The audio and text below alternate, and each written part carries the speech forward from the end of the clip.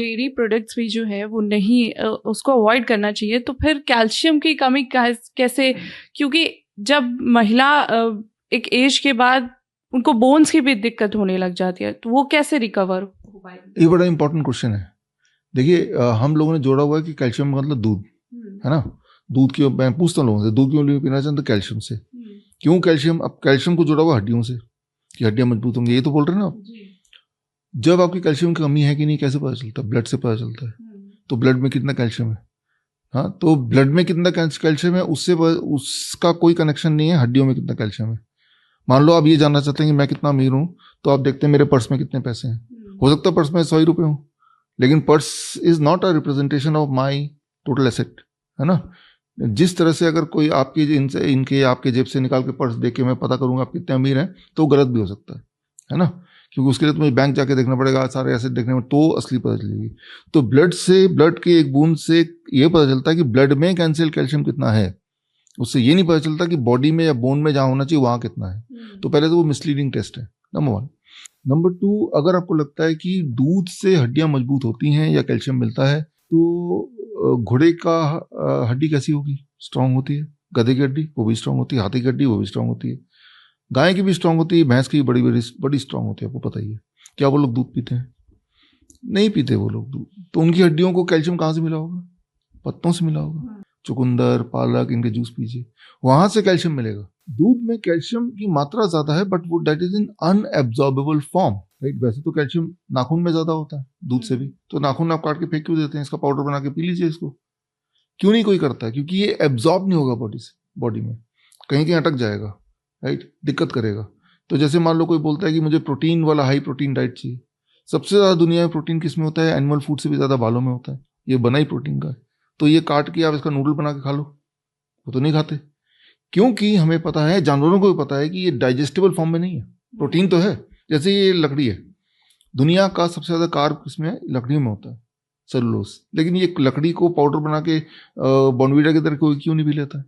क्योंकि ये absorbable form में नहीं है। सिमिलरली दूध का जो कैल्शियम है, not that is not an absorbable form, that causes stone, that causes blockage, that causes all kind of fibroid etcetera, right. तो और ये एक मिथ है कि दूध से ये जो डेयरी इंडस्ट्री है, पिरामिड आपने देखा बचपन में पढ़ा हमने, पिरामिड में दूध एक जगह दिया हुआ है, पिरामिड कोने में दूध पीना चाहिए एज ए स्टैंडर्ड था। वो जो दूध पिरामिड में आया है वो WHO में घूस दे के वो दूध की जगह बनाई गई है बाय द मिल्क इंडस्ट्री। ये एक अलग कहानी है, मेरी एक किताब है why the mortality rate drops when the doctors goes on strike. इस किताब में मैंने जर्नल के रेफरेंसेस दिए हुए हैं, किस तरह से दूध को जबरदस्ती फिट कर दिया गया। वही वाला पिरामिड बचपन से हमें पढ़ाया जाता है तो हमारे दिमाग घुसा दिया गया है। अदरवाइज ये देखिए, इंसान एक ऐसा जानवर है जो दूसरे जानवर का दूध पीता है, और इंसान एक ऐसा जानवर है जो जिंदगी भर दूध पीता है। बाकी जो एनिमल्स हैं वो दूध पीते हैं, अपने ही माँ का दूध पीते हैं, वो भी कुछ महीने तक, जब तक दांत वांत नहीं आते, है ना। तो दूध की इंपॉर्टेंस है, अपने माँ का दूध। अब गाय का दूध पियेंगे, मान लो गाय, एक बछड़ा गाय में कन्वर्ट होता है, 6 महीने में 100 किलो का बन जाता है वो, लेकिन इंसान को 100 किलो बनने में कई साल लगेंगे। तो गाय के दूध में या एनिमल के दूध में जो growth hormone, that is about 6 to 10 time more, right. तो जब उस तरह की चीजें लेंगे तो हमारे बॉडी में फिर इरप्शंस आने लगते हैं, ये स्टोन कहते हैं, ये ट्यूमर कहते हैं। वैसे भी हम अपने बच्चे को कोई गाय भैंस तो बनाना चाहते नहीं, इंसान बनाना चाहते हैं। तो एक चैलेंज मैं दे रहा हूँ आपके माध्यम से, मेरे बोलने पे ये वीडियो आप देख ही रहे हैं, 15 दिन के लिए दूध छोड़ दीजिए, हमेशा के लिए नहीं। 15 डेज बाद आप अपने से पूछिए, क्या मेरी हड्डियों की दर्द कम हुई? क्या मेरी नींद बेहतर हुई? क्या मेरी एनर्जी लेवल बढ़ गई? क्या मेरा ब्लड शुगर पहले से बेटर रहने लगा? ब्लड प्रेशर पहले से बेटर रहने लगा? आपको आश्चर्य होगा, just by making one change, stopping all dairy product. ये सारे बदलाव 15 दिन में आ सकते हैं।